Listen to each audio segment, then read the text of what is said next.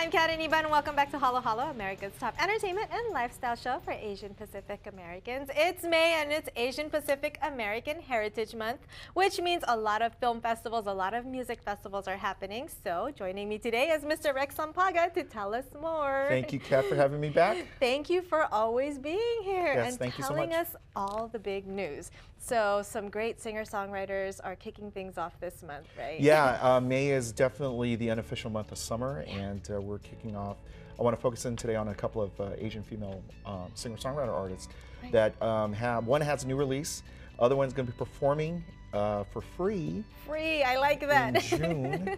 So the first one is I want to concentrate on a female artist. Her name's Kina Grannis, and for those people who remember her, she won the Doritos Super Bowl commercial songwriter contest, happened back in 2008, and she just released a new CD about a week ago, actually, May 6th, and it's called Elements.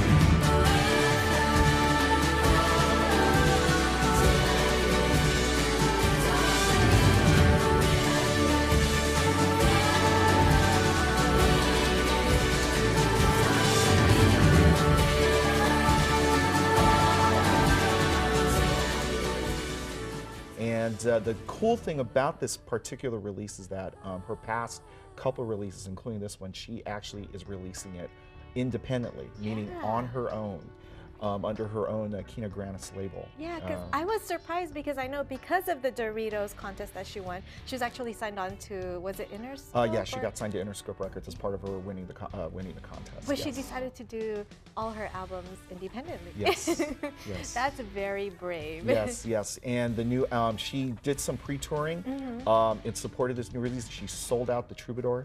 Here in LA, she sold out, I believe, a couple other cities, San Francisco and New York.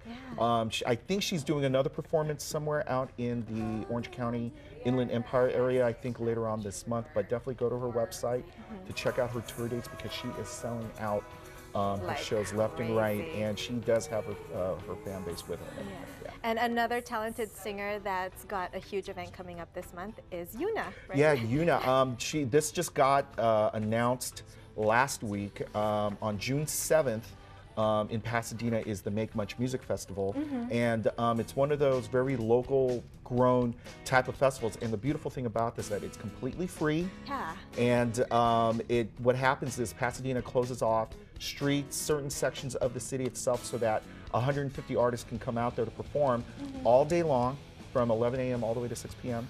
Wow. And you just have to go onto the website to check out which of your favorite artists are going to be performing, and I love it. All these artists are independent, indie, people you probably won't be hearing on mainstream radio, but you will be hearing in the mainstream pretty soon because they're just that good, and Pasadena does a great job of booking all these artists and stuff. I can't believe I've never heard of it, and it's free, but you can donate like maybe $5. Yeah, there's a small donation of $5. I think this festival, I'm going to probably be calling this the Pasadena version of South by Southwest because they completely close off streets. So like you could be at a certain part in Pasadena, and let alone there could be a stage right there where you'll be seeing 5 or 6 artists performing throughout the day. If you happen to be hanging out at a certain section of Pasadena. So get there early, do a little shopping, go listen to some great music. Yes, and it's completely free. Now there's another concert going on. I think it's more of a jazz? Every Memorial Day weekend, like I said, we're in May. It's the start of the jazz festival season and everything. One of the first ones thrown is thrown by this very local college radio station, KSBR, and they're based at Saddleback College in Mission Viejo. And every year, as their annual fundraiser for the radio station, they put on a concert that they call the Birthday Bash. And what they do is they invite local and national jazz artists to come and perform. And what's unique about this particular format is that, first of all, it's outdoors. It's in a park, and so it's beautiful, Mission Viejo and everything. It's more of a jam session. So in other words, the artists do not bring their own bands to the festival. And what happens is there's a musical director, and he puts together all the musicians together and stuff. And so whenever an artist comes out to perform, you just don't know what that person's going to be performing. Oh my goodness. It's literally a jam session. You're like, okay, I need a drummer. Yes. I need this. Yes, and literally backstage, because I've been backstage at these things, so a lot of the artists are teaching, literally teaching their hit songs to these musicians. They're on their headphones listening to MP3s, and they're learning it on the fly. Oh my goodness, that's cool. And it's great because then that's what jazz is all about. It's a lot of improv. And so the audience gets treated to a one-of-a-kind, unique experience that they'll never get if they go to an individual artist's show. Exactly. And it lasts for 4 hours from 5 to 9. And what they've done the past few years is they've attached what they call as the Taste of the Bash. In other words, they invite 20 restaurants from the OC, and they have a Taste of the Bash, and so people can sample each of the cuisines before the show starts. And some of the past performers have been Michael Paulo, Keiko Matsui, but it's all a surprise. They only announced several singers, and then it's a surprise the day of. Yes, yeah. The group Hiroshima with Dan and Jun Kuramoto, they were called a surprise special guest because they didn't announce them until literally the day of the show.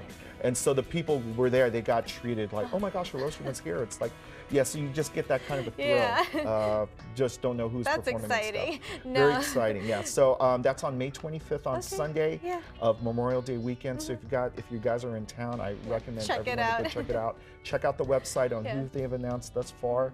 They might not announce a few of the artists until the day of, but that's always the surprise when you go there. And then the very last event, kicking things off for Asian Heritage Month, Asian Pacific American Heritage Month, is the Poblador event, right? Yes, it's actually a photo exhibit, and it is tied in with Film Arts and the Saysay project, and it's basically a Filipino-American photo exhibit that's happening over at the El Pueblo, which is right by Olvera Street in downtown LA. And they just started with the 2-week exhibit opening up May 11th. It's going to go on until Memorial Day weekend, until the 25th. So if you're interested in finding out Filipinos as they were making the trek here to Los Angeles, this is a great photo exhibit, and the details are on the website, on the screen and everything. And I would definitely suggest, because it's one of the very few Filipino-American photo exhibits that's happening here in Los Angeles. Yeah, great information. Thank you so much, Rex. Always a pleasure. Thank you, Kat. Time for a quick break, but we have more Halo Halo news when we return.